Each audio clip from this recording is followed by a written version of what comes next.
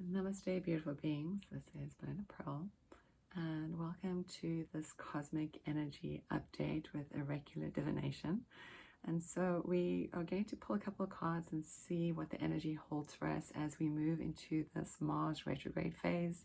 This Mars retrograde phase is calling up your deepest core wounds so that you can start to actually empty out that closet and stand into that place of personal power, personal mastery. Actually, in fact, they keep saying spiritual mastery. This is the times that we're moving through.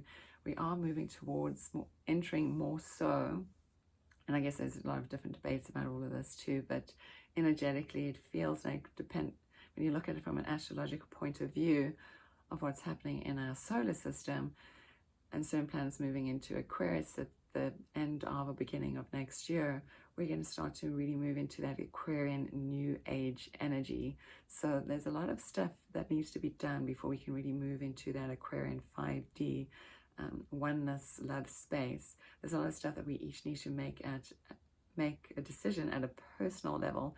We each are our own personal doorways, or the symbol this week or the last couple of weeks has been like a window and a bubble and seen through. There's been like this pearl energy, there's been this diamond energy, there's been this like dewdrop energy that's about this reflection and these colors too that want to come in and want to heal us, humanity, at a deep core level of our beingness. So if you're listening to this, hopefully this message makes sense to you. Generally, it's a little bit all over the place. Allow the energy to come through as it naturally wishes to and be shared with you. So I'm feeling guidance to draw a card. So let us close our eyes and create sacred harmony and sacred space right here in this moment. So let us do a deep breath in and a full deep breath out. We'll do one more breath. And breathe out. I like to say, guidance is always crystal clear.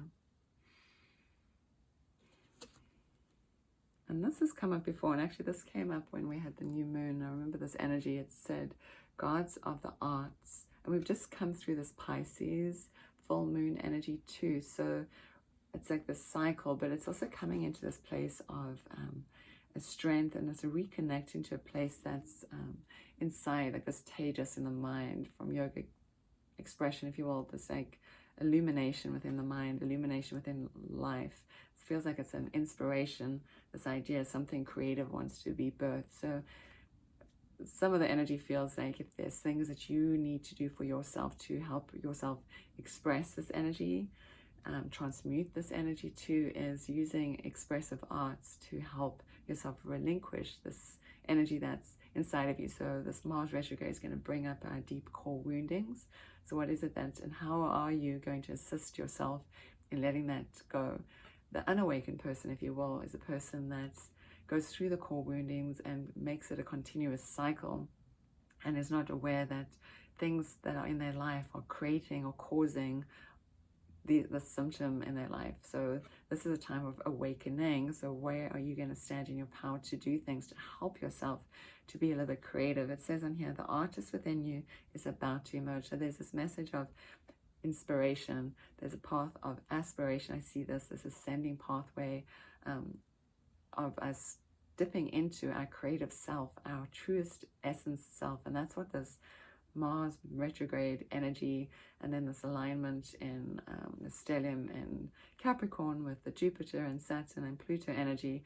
And I keep coming back to this Pluto 22 degrees. Like there's something that we're really learning. So we look at that 22 in the year 2020, and these twos as repeating symbols. So we talk about like what is standing in our way that's preventing us from emerging now. But this energy that needs to be transmuted. And one of the pieces is deeply in how we have trust and faith in the whole process. So do you have trust and faith in the whole process? So some of the antidotes here is to do creative exercises to help yourself move through the energy and move the energy in and through you too, as we're on this fuller path. I'm going to choose one more card to go with this and see what the energy has, just to share a little bit more or deeper insight into this as well. And hopefully this is making sense. If you have questions too, you can always reach to me through at Woven We Are, or you can also reach to me at the Illuminated Oracle on Instagram and asked me a question about this path that we're all on here collectively and what guidance has been sharing, because I've been reading the cards or going through oracles like every week since we've been in this pandemic. And so it's been interesting watching the messaging and how it's coming true and through, and also how it's a reflection of the astrology too, which is always fascinating to me. I always walk into this with great wonder. So let us take a deep breath in, full breath out. And this card actually came up this week. If you look back on my other oracles, there's this energy of standing in your true nature. So there's this way of creativity. It's also, you can see this masculine and feminine side. You know, there's maybe this energy here.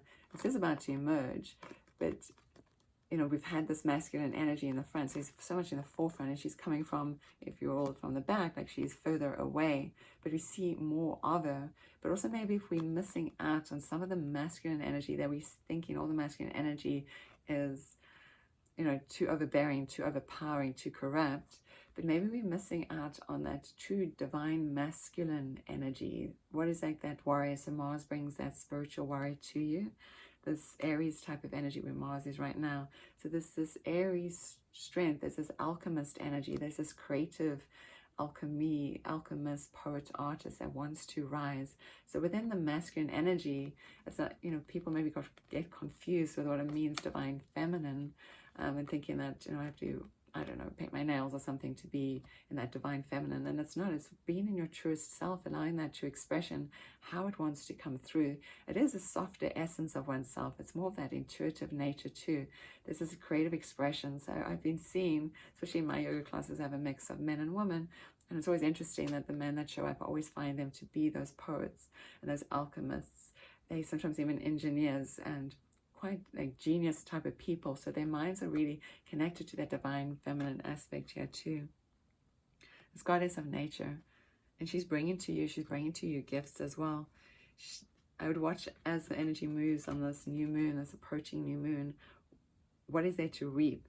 It says here, you reap what you sow.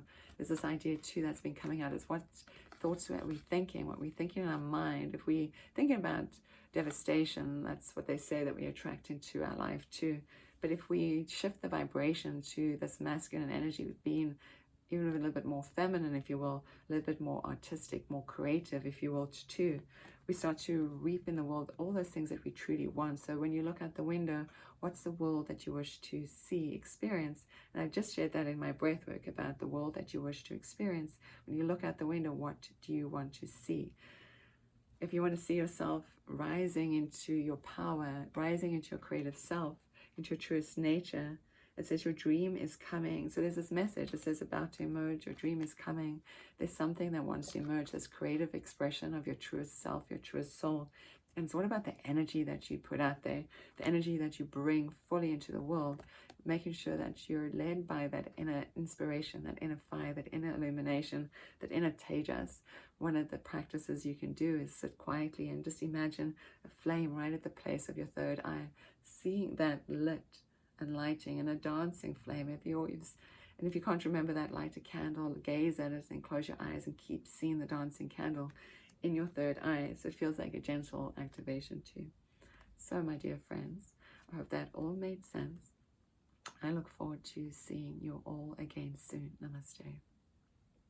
And again, this is Belinda Pro, and you can find this oracle on both Woven We Are and at the Illuminated Oracle. And so I'll see you all next week. Oh, and you can find me at belindapro.com. Namaste.